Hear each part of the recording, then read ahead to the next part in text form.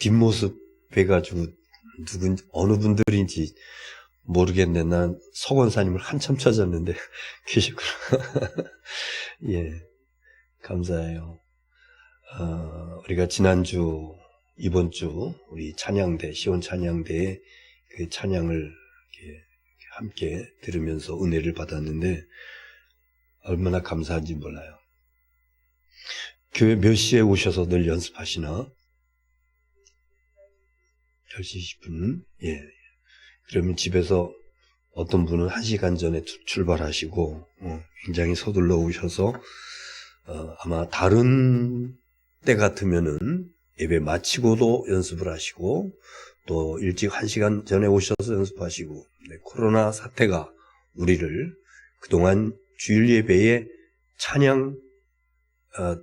찬양대의 그 찬양 없이 왔었는데, 얼마나 감사한지 몰라요. 오늘도 은혜로운 귀한 찬양 대단히 감사합니다. 이 복된 주일에 우리 하나님 앞에 나와서 우리 3층에서도 그리고 1층 친교실에서도 또 가정에서 이 영상으로 서울에서, 청주에서, 군산에서, 전주에서, 우리 김제에서 이 영상으로 함께 예배하시는 우리 사랑하는 성도님들, 여러분의 가정 위에 하나님의 크신 은혜와 복이 넘치기를 주님의 이름으로 축원합니다. 여러분, 6월달 오늘 마지막 주일인데 6월달을 무슨 달이라고 부르죠? 호국보훈의 달, 호국보훈의 달. 우리 성도님들 가운데도 국가 유공자들이 몇몇 분 계시고, 그런데 6월달을 특별히 호국보훈의 달, 나라를 지키기 위해서 희생하고 헌신하고 애쓴 분들에게 감사하면서 그들의 공훈에 보답하는 달. 그래서 6월 6일을 우리는 무슨 날? 현충일. 그때 그 현자가요, 나타날 현자를 쓰는데, 나타날 현자가 다른 말로 높일 현. 그래서 충성스럽게 사명 감당한 우리의 선조들을 높이는 날, 현충일. 굉장히 중요한 날이죠. 6월 10일. 이것은 현대 역사 가운데 나타나는 6월 10일. 60 민주항쟁. 이때도 많은 사람들이 87년도죠. 87년도.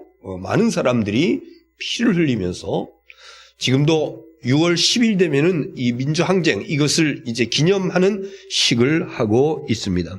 그리고 우리가 너무도 잘 알고 많은, 그 상처를 입혔던 6.25 남북전쟁. 그리고 또 하나 있습니다. 6.29. 이건요, 6.29 선언 그거 아니고, 연평해전. 이때도 우리 군경들이 많은 인명피해를 냈었던, 이런 것들이 다 공교롭게 6월 중에 있어요. 그래서 6월을 일컬어 호국보훈의 달이라 이렇게 이야기하고 있습니다. 여러분, 기념식을 할 때 꼭 빼놓지 않고 하는 그런 그 묵념이 있습니다. 저도 제 분기마다 그 시청에 회의실에서 민평통 자문위원회 그 정기회의가 열리는데, 그때 다른 데서는 뭐 이런 의식이 없어요. 교회에서는, 우리 교회 뭐 연회나 총회 이런 데서는 그런 게 없는데, 일반 사회 행사할 때마다 빼놓지 않는 것이 있으니 서두에 순국 선열에 대한 묵념, 그래서 고개를 숙이고 잠시 묵념을 합니다. 순국 선열. 나라를 위해서 희생하신, 나라를 위해서 죽은, 우리보다 먼저 가신 열사들, 그들을, 그리고 어떤 사람들은 호국영령이라고 이렇게 표현을 하는데, 그래서 나라를 위하다가 죽은 순국이라고 하는 거 있다고 그러면은 하나님 나라를 위하다가 죽는 것, 이것을 우리는 뭐라 그래야? 순교. 나라를 위해서 죽는 순국이 있다 그러면은 하나님 나라를 위해서, 주님의 나라를 위해서 죽는 것, 순교. 오늘 말씀의 제목, 순교자의 피는 교회의 씨앗이다. 이 글귀는요, 터툴리안이라고 하는 신학자가 말한 것인데, 경기도 용인의 양지에 가면은 우리나라 한국 기독교 순교자 기념관이 있어요. 우리 교회에서도 다녀왔어요. 그 입구에 커다란 돌에 새겨져 있는 글귀입니다. 다 같이, 순교자의 피는 교회의 씨앗이다. 그래서 교회가 싹이 나고 자라나고 열매를 맺는 것은 바로 순교자의 피가 있었기 때문이다. 이런 이야기인 것이죠. 좀 더 자세한 말씀을 드리자 그러면은, 교회라고 하는 나무는 세 가지의 물을 먹고 자라는데, 액체를 먹고 자라는데, 첫째는 봉사의 땀방울, 희생의 땀방울, 둘째 기도의 눈물방울, 기도의 눈물, 셋째 순교의 핏방울. 그래서 순교의 피는 교회의 씨앗이다, 이런 말을 하게 된 것입니다. 여러분, 오늘 6월 마지막 주일이에요. 이번 한 달 동안을 한번 돌아보면서, 올 1년 동안 1월 달부터 쭉 이제 6개월, 1년의 반을 마무리하는 그런 시간인데, 그 6개월을 돌아보면서 교회가 자라는데 꼭 필요한 세 가지 물이 있다. 첫 번째, 수고의 땀. 나는 교회를 위해서 어떤 수고의 땀을 흘렸는가?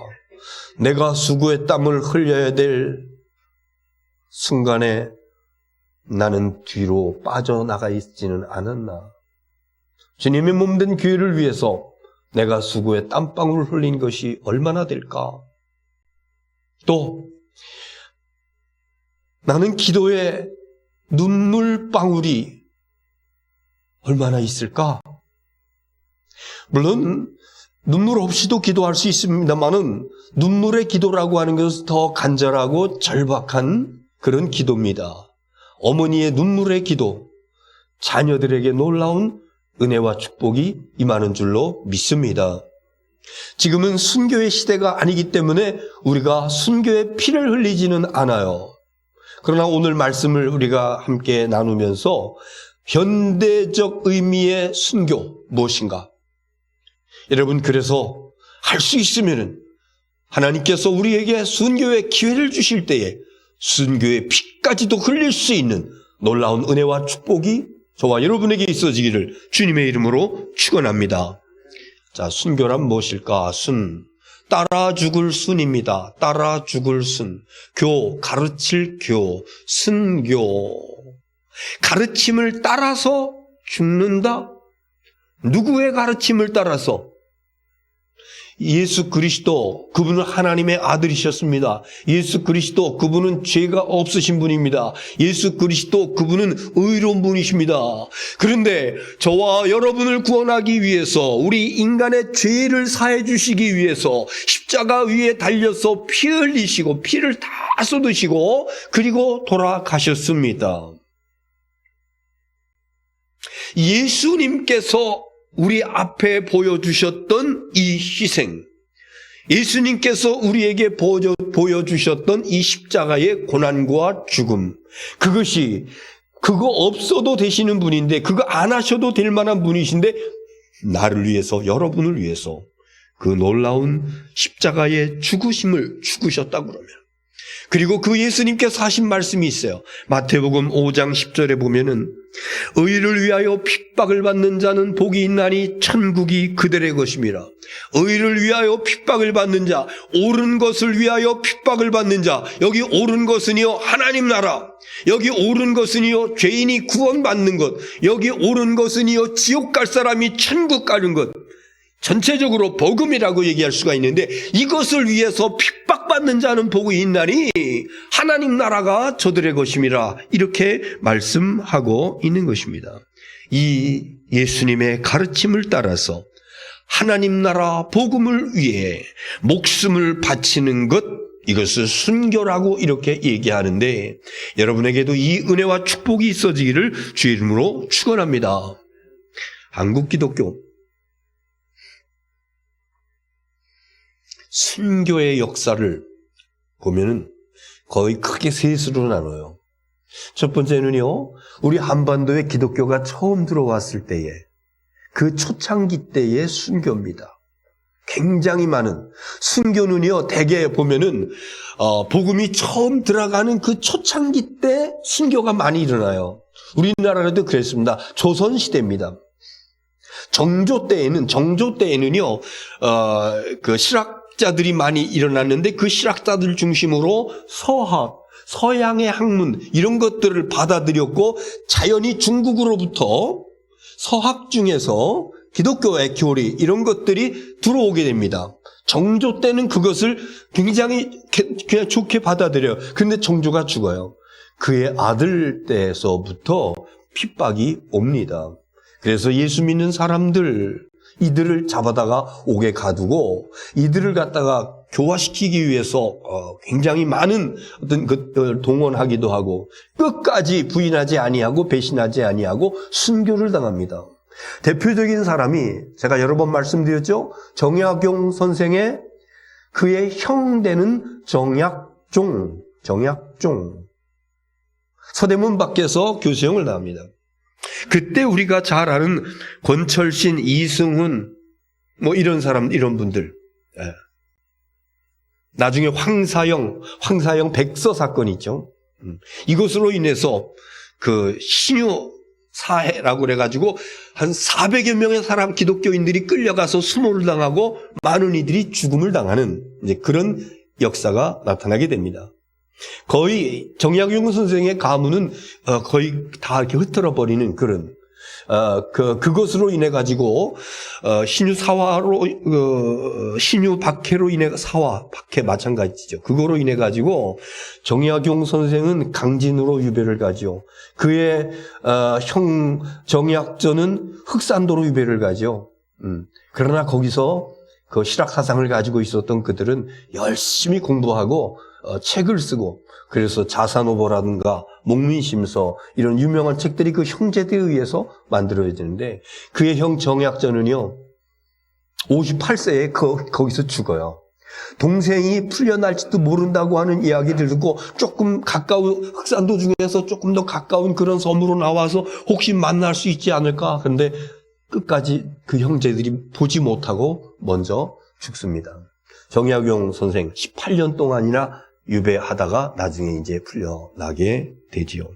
이렇게 많은 그 사람들이 예수 믿는 것 때문에 박해의 시대에, 순교의 시대에 가문에서도 쫓겨나는 겁니다. 그래서 사회적으로 아무것도 할 수가 없는 그런 상황이 오게 되는 것이죠. 두 번째는요, 일제강점기입니다. 여러분, 로마 시대 때도 그랬습니다만은 일제 시대 때도 그랬어요. 로마 시대는 로마 황제 숭배를 강요했잖아요.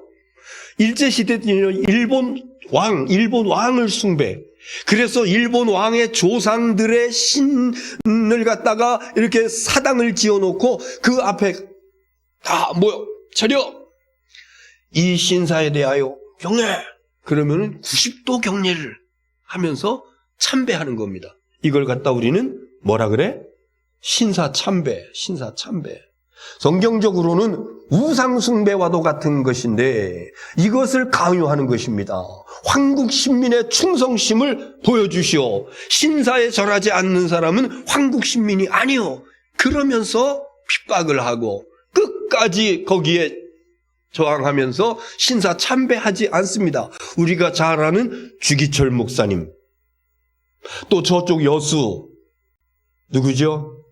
손양원 목사님, 우리 감리교회 권사님 최인규 권사님, 나중에 자료에서 나와서 책으로도 출간이 됐습니다. 최인규 권사님, 그 밖에도 수많은 끝까지 신사참배하지 아니하고 지켰던 그런 우리 그리스도 신앙 선배들이 있습니다. 제암리 사건, 우리 감리교, 제암리교회, 그래서 3.1절 되면은 그 교회에서 감독회장님 오셔가지고 이제 예배를, 기념 예배를 드리는데, 3.1 운동이 일어나고 난 다음에 3.1 운동을 무자비하게 일본 경찰들이, 순경들이 진압을 하고 그랬거든요. 여기에 대해서 사과하겠다. 그래서 교인들은 제암리교회로 모이시오. 그래서 제암리교회에서 다 모였어요. 그랬더니 들어가고 난 다음에 교회 바깥에 문에다가 못을 쳐가지고 못 나오게 하고, 그리고 불을 질러버립니다. 그리고 조그만 틈이라도 있으면은 뛰쳐나오는, 불 속에서 살려고 나오잖아요. 창문 깨고 나오는 사람들은 총으로 쏴서 죽입니다. 이때 37명이 순교를 당합니다. 이런 일들이 여기저기서 나타나요. 그래서 일제시대 때에 내 신앙을 지키다가 순교당한 사람들이 참 많이 있다. 그 다음에 이제 세 번째가 공산주의자들에 대한 그들 그 시대에 나타났던 순교인데, 공산주의자들, 6.25 전쟁이죠. 전쟁 중에 일어났던, 우리가 너무도 잘 알고 있는, 우리가 갔었는데 천사의 섬이라고 일컬어지는 무슨 섬? 증도. 섬이 1004개라고 그럽니다. 그런데 그 섬에 다른 이름이 있는데, 문중경 전도사님을 따가지고 한국교회 최초의 여성 순교자, 섬마을 믿음의 어머니, 이런 그 별칭을 갖고 있는 문중경 전도사님이 거기서 목회를 하시는데, 교회가 무려 11개나 세워져요. 99%가 기독교인이라고 합니다. 다른 섬에는 무당들도 많고 점쟁이들도 있고 그런데 이게 증도에는 무당이 하나도 없답니다. 점쟁이들도 하나도 없다. 미신도 하나도 없다. 허다무태 이단도 하나도 없어요. 정상적인 그 신앙생활을 하는 그런 교인들로 꽉 차 있는, 6.25 때 공산당들이 그곳에 옵니다. 얼마 안 있으면 국군들이 여기를 온다고 하는 이야기를 듣고 그곳에 그리스도인들을 갖다가 죽이는 일을 합니다. 해변에 모래사장으로 모이시오. 그리고 한 사람 한 사람 너 예수 믿어 안 믿어? 그거 확인하고 이렇게 찔러서 죽이고 이제 그럽니다. 나중에 어느 순간에 이 전도사님이 왔어요. 문 전도사님을 보고 그들이 한 얘기가, 새끼를 많이깐 씨암탉이로구만, 이러면서 몽둥이로다가 목을 갖다가 팍 치니까 푹 쓰러지면서, 그러면서 그 전도사님의 입에서 아버지요, 내 영혼을 아버지께 부탁하나이다. 그러는 가운데 총으로 쏴서 그 자리에서 순교를 당하셨습니다. 그 문중경 전사님 그곳에서 전도하고 선교하면서 특별히 그 헌신과 희생과 순교의 그 가르침을 받았던 분들이 한국 기독교계에 굉장히 많은 그런 분들이 계십니다. 우리가 잘 알고 있는 옥하는 목사님, 그 다음에 김중곤 목사님, CCC 김중곤, 성결교 이만신 총회장 지내셨죠? 그 다음에 정태기, 상담학 교수시지, 정태기 교수님. 이런 분들이 다 그 후예들이요, 굉장히 신앙에 영향력을 미치고 있는 그런 분들입니다. 우리가 가봤었던 교회 중에 하나 아주 특이한 순교의 현장이 있었는데, 그 영광에 있는 염산교회였어요. 거기서는 우리가 뭘 봤냐 하면은요, 머리통보다 더 큰 이런 돌들이 있었어요. 그런데 돌이 특징이 뭐냐면은 굵은 새끼줄로다가 그 돌들을 이렇게 엮었어요. 빠지지 않도록 엮어서, 그리고 이렇게 매달았어요. 이게 뭔가 보니까 그것을 거기 염산교회 교인들, 장로님들부터 해가지고 그것을 목에다가 걸고, 염산 바로 해변이거든요. 바닷가에 가서 던져버리는 겁니다. 그래서 수장시켜버리는 거죠. 목에다가 무거운 돌을 갖다가 떨어가지고 손발 묶인 상태에서 나올 수가 없는 이런 상태에서 돌아가신 분들이 무려 77분입니다. 이런 순교지들이 참으로 많이 있습니다. 여러분, 죽음의 그림자가 다가올 적에, 내가 신앙생활하는 것 때문에 내게 죽음의 그림자가 다가올 적에 그것을 내가 나 싫어, 나 죽기 싫어, 그러면서 거부하면은 우리는 죽지 않을 수 있어요. 예를 들면은 신사참배 하시오. 그럼 뭐 하지까지 거 뭐. 그러면서 꾸벅꾸벅 저랍니다. 너 예수 믿을래? 안 믿을래? 나 안 믿을랍니다. 예수님 사진 땅에다가 놓고 이거 침 밟어, 침 뱉어, 그리고 밟고 지나가. 그까지 그거 하죠. 이런 식으로 하면은요, 절대로 순교당하지 않습니다. 그러나 예수님의 가르침을 따라서 따라 죽는 삶을 살아가는 사람들이라고 그러면은요, 그럴 수는 없는 것이죠. 보통 사람들은 목숨을 하나라 그래. 하나뿐이 없는 그 목숨을 그냥 죽게 내버려둘 수 없어. 목숨을 부지하는 것이 최고야.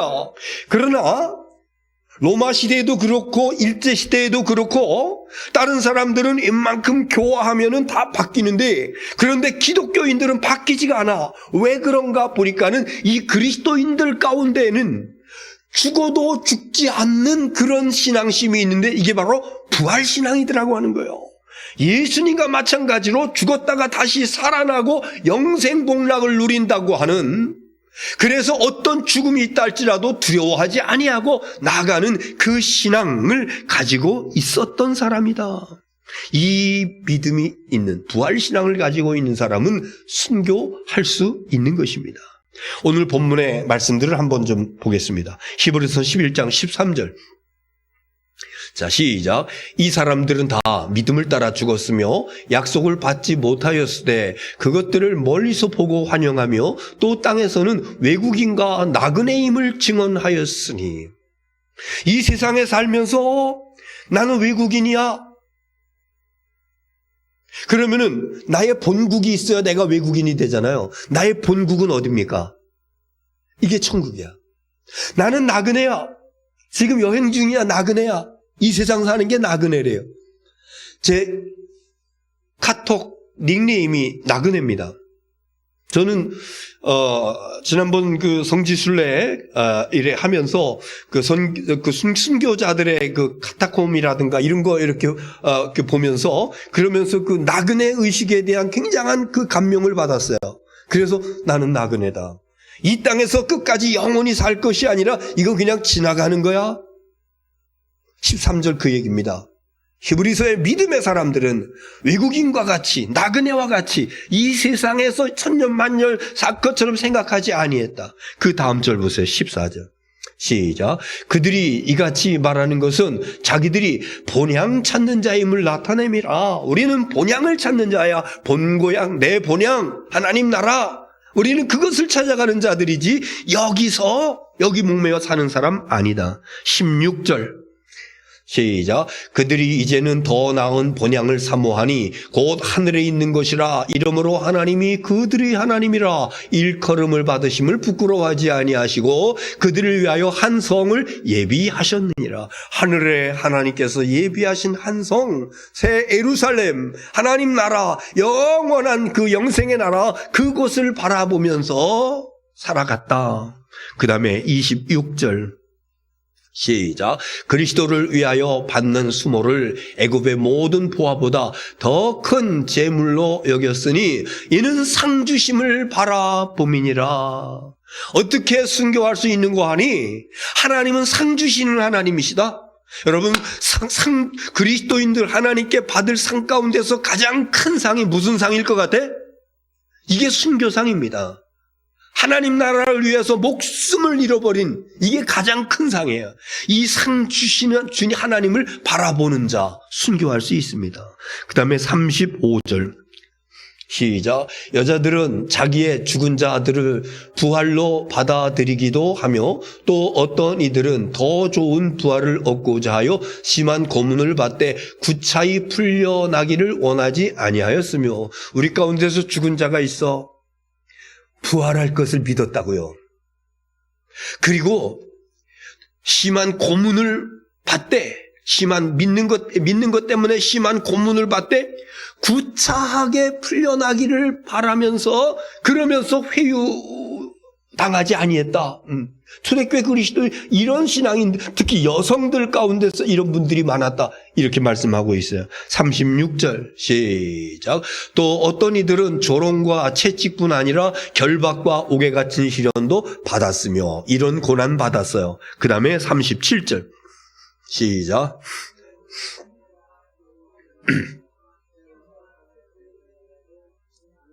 염소의 가죽을 입고 유리하여 궁핍과 환난과 학대를 받았으니 돌로 치는 것. 여러분, 돌로 쳐서 죽은 사람 누구예요? 스데반. 근데 성경에서 제가 톱으로 켜서 죽은 사람 못 봤는데, 그런데 있었나 보지, 초대교회에. 톱으로 켜는 것과 사람을 톱으로 켰대요. 그 다음에 칼로 죽임을 당하고 칼로 죽이는 거 얼마나 많습니까? 그 다음에 양과 소의 가죽을 입고, 이거 제가 말씀드렸죠? 믿는 사람 가운데서 회유를 당하지 않는 사람들 가운데 양의 가죽을 벗겨요. 그리고 그 가죽을 뒤집어. 그래서 피가 나는 그 껍질은 바깥으로 오고 속에는 털이 있고, 그것을 그 사람에다가 입히는 겁니다. 그 속에다가 간신히 우기를 넣어가지고, 그리고 다시 꼬맸던 자리를, 잘랐던 자리를 꼬매요. 그리고 광야로 내보내는 겁니다. 그러면 여러분, 내리쬐는 그 떼약빛에서 그 짐승의 가죽에 그 피 묻고 젖었던 것들이 말라가면서 이게 줄어드는 거예요. 그래서 그 사람이 그 안에서 쭈그러들면서 나중에 숨을 못 쉬고 그러면서 그냥 죽는 겁니다. 이런 핍박, 이런 환난, 이런 학대를 받았다. 그 다음에 38절 시작. 이런 사람은 세상이 감당하지 못하니라. 그들이 광야와 산과 동굴과 토굴에 유리하여. 이런 사람은 세상이 감당하지 못하느니라. 로마 시대에도 그렇고 일제 시대에도 그렇고 6.25 전쟁 때에도 그렇고 그리스도인들은 감당이 안 돼. 이 사람들은 때리면 때릴수록 더 신앙심이 좋아지고. 여러분, 옛날에 그런 얘기가 있죠. 두 무사가, 싸움하는 무사가 칼을 잡고 이제 대결을 하는데, 그런데요, 한 사람이 칼을 딱 들고 눈을 딱 감은 겁니다. 눈을 감고, 그랬더니요, 그 싸움에서 누가 이겼어요? 눈 감은 사람이 이겼어요? 눈 뜬 사람이 이겼어요? 눈 뜬 사람이 항복했다는 얘기예요. 눈 딱 감고 와봐라. 너 칼날이 닿는 순간 너도 죽어. 눈 딱 감고. 그러니까 앞에 있는 눈 뜨고 있던 그 사람이 얼어가지고 칼을 탁 던지고 내가 졌다 이랬다고 얘기해요. 죽을 각오를 하고 덤비는 사람들은요, 세상이 감당하지 못하는 겁니다. 그게 누구였냐? 그리스도인들이었다고 하는 것이에요. 세상이 감당하지 못하느니라. 순교신앙 가진 자, 부활신앙 가진 자, 천국신앙 가진 자. 허다못해 제가 보았던 그 갑바도기아라든가 그 터키 그쪽에서 그 신앙을 지키기 위해서 땅을 파들어 가는데, 우리나라에도 땅굴이 있잖아요. 구경 가지는 못했는데, 지난번 베트남 갔었을 적에 그 월남전 그때 사용되었던 굴 들어가 봤어요. 굉장히 좁고 긴 그런 굴이었어요. 그런데요, 순교자들이 숨어 지나면서 있었던 카타콤이라고 하는 그 굴은요, 지하로다가 15층까지 내려가는 거예요. 그리고 어떤 데는 좁은 굴도 있지만은 어떤 데는 커다란 공간이 있어서 예배 초소되기도 하고, 어떤 데는 신학교도 있고, 어떤 데는 죽으면 그냥 거기서 그대로 이렇게 시체를 놓는 그런 데도 있고. 그때 우리 일행들, 목회자들하고 장로님들하고 18명인가 이래 갔었는데, 제가 거기서 대표 기도했어요.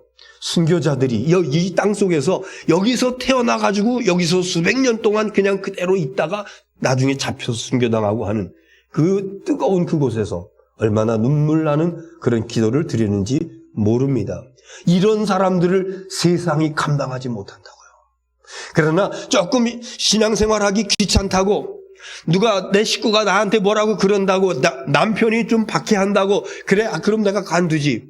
이거 아닙니다. 이거 진짜 신앙 아닙니다. 주님을 따라가는 순교자의 신앙이라고 그러면은 세상이 감당할 수, 그래 내가 항복했어. 예수 잘 믿으셔?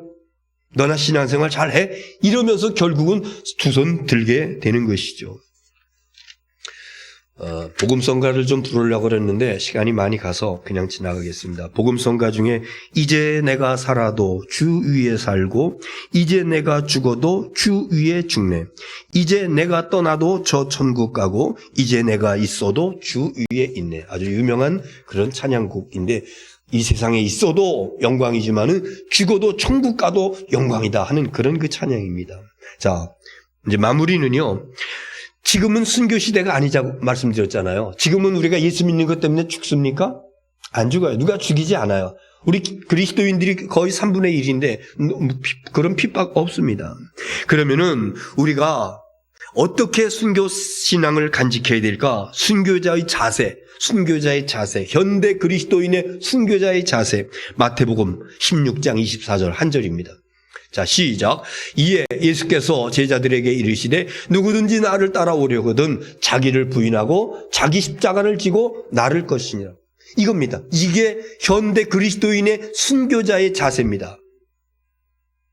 첫째는 나를 부인하고, 나를 부인한다라고 하는 것은 안일 부자에다가 인정할 인, 나를 인정하지 않는다, 나를 부인한다, 나 아닙니다, 나 죽었습니다, 이 얘기하라고 하는 것이에요. 이것을 다른 말로 얘기하면은요, 다 내려놓는다 이런 표현을 합니다. 내가 죽지 않았기 때문에 누구한테 무슨 말을 듣고 좀 이렇게 좀 억울한 일 당하고 뭐 이러면은 부르르 떨고, 그러면서 내 신앙생활 내가 그래도 오래 했다고 그랬는데 막 성질 폭발하고 막 이러면서 나타나는 거, 이거 내가 살아있기 때문에 그런 겁니다. 자기를 부인하고, 자기 부인, 나 죽어야 돼, 모든 거 다 내려놓아야 돼. 그래서 어떤 욕을 먹어도, 어떤 억울한 일을 당해도, 어떤 손해를 봐도 거기에 맞서서 투쟁하는 것이 아니라 이거 다 내려놓고, 그리고 나는 죽었습니다, 자기 부인하는, 여러분 이 신앙의 깊은 경지가 저와 여러분의 것이 될 수 있기를 주의 이름으로 축원합니다. 그리고 자기 십자가를 지고, 예수 믿는 것 때문에 와지는 어려움, 시련, 예수 믿는 것 때문에 와지는 힘든 일, 이것을 우리 십자가라고 그래요. 십자가는요 모든 사람에게 다 있어요. 우리 그리스도인들은요. 어떤 사람들은 이거 십자가야, 어떤 사람은 남편이 십자가라고 그래요. 목사님, 내 남편이 십자가입니다. 어떤 사람은 저 말 안 듣는 저 자식이 십자가입니다. 얼마나 십자가 노릇하는지 몰라요. 어떤 사람은 친척 중에서 아무개가, 형제 중에서 아무개가, 부모 자식 간에도 이런 거 굉장히 좋지 않은 감정을 가지고 살아가는 이런 사람들이 있습니다. 여러분, 그런데요, 오늘 말씀 뭐라고 말씀하고 온 거니? 그 십자가 내려놓으라고 말하지 않아요. 그 십자가 지라고, 그거 네가 질 거라고, 그거 감당하라고, 그것이 너에게 은혜가 될 것이고 그것이 너에게 축복이 될 것이고, 나에게 어떤 어려운 일이 닥칠 적에 그거 그냥 내려놓고 집어던지고 그러면서 내 살 길 찾아간다라고 하는 것은 이거 순교신앙 가진 자 아닙니다. 내 몫에 태인 십자가 나 안 질까? 아니야, 묵묵히 치고 그러면서 한 걸음 한 걸음 주님 앞으로 나아갈 수 있는 저와 여러분이 될 수 있기를 주님의 이름으로 축원합니다. 말씀 다 드렸어요. 세 가지의 그 액체를 가지고 교회가 자라나간다 그랬어요. 첫째는 수고의 땀방울, 두 번째는 무슨 물방울? 기도의 눈물방울, 세 번째는 순교의 핏방울. 나에게는 수고의 땀방울이, 기도의 눈물방울이, 나중에 하나님께서 허락하시면은 순교의 핏방울까지도 뿌려야 되겠다. 조선시대 일제강점기 때, 6.25 때 우리 신앙의 선조들 가운데 순교의 피를 흘린 많은 분들, 그것이 한국교회의 씨앗이 되어서 지금은 전 세계에 이렇게 땅덩어리도 작고 자원도 부족하고 인구도 세계적으로 봤을 적에 뭐 그렇게 많은 나라도 아님에도 불구하고 전 세계에 선교사를 가장 많이 파송하는 나라. 깜짝 놀라는 것은요, 제가 자료를 뒤져보니까 2020년도에 한국의 경제 규모예요, 규모. 이 조그만 나라에서 경제 규모, 미국, 중국 뭐 이렇게 쭉 나가는데 한국이 10등 안에 들어왔어요. 10등. 조그만 나라에서 경제 규모가. 이게 하나님의 은혜요, 하나님의 축복인 줄 믿습니다. 주님의 몸된 교회, 짧은 선교 역사 가운데서 이렇게 많은 교회들이, 이렇게 많은 성도들이 하나님 나라 확장을 위해서 희생하고 헌신하고 충성하고 봉사하는 것, 이거 바로 우리 선조들 가운데 순교에 피 흘리면서 뿌려놓은 씨, 이 교회 씨앗이 자라나서 열매로 맺혀지는 것, 이것을 우리가 지금 누리고 있는 것이니 하나님께서 저와 여러분에게 주신 은혜와 축복, 우리도 순교 정신으로 사명책을 감당하다가 하나님 나라에서 귀한 상급 받는 저와 여러분 될 수 있기를 주님의 이름으로 축원합니다. 기도하겠습니다.